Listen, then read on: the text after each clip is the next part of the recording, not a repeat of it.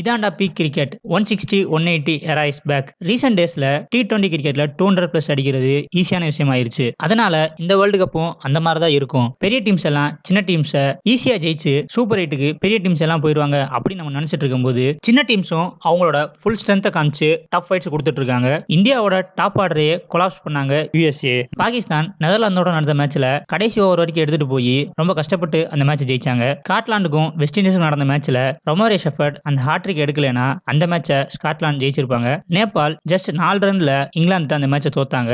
என்னதான் இந்த 4 டீம்ஸும் அந்த மேட்சஸை தோத்து இருந்தாலும் அது வெறும் தோல்வியா இல்லாம பெரிய டீம்ஸுக்கு நாங்களும் ஒரு ஆளுக தாண்டா அப்படின்னு சொல்ற ஒரு ஸ்டேட்மெண்டா இருக்கு. சோ இனி வரப்போற மேட்சஸ் எல்லாமே இதே மாதிரி இருக்குன்னு நினைக்கிறோம். இந்த மாதிரி கிரிக்கெட் ஆடினாலே அசோசியேட் டீம்ஸுமே சூப்பர் எயிட்ல குவாலிஃபை ஆகிறதுக்கு நிறைய வாய்ப்பு இருக்கு. அப்படியே குவாலிஃபை ஆனாலும் அதில் ஆச்சரியப்படுறதுக்கு எதுவும் இல்லை. ஏன்னா அவங்க அந்த மாதிரி தான் கிரிக்கெட் விளையாடிட்டு இருக்காங்க. ஸோ இதை பத்தி உங்களோட ஒப்பீனியன் என்னன்றத கமெண்ட்ல சொல்லிட்டு வீடியோ லைக் பண்ணிட்டு மறக்காம சேனலை சப்ஸ்கிரைப் பண்ணிருங்க.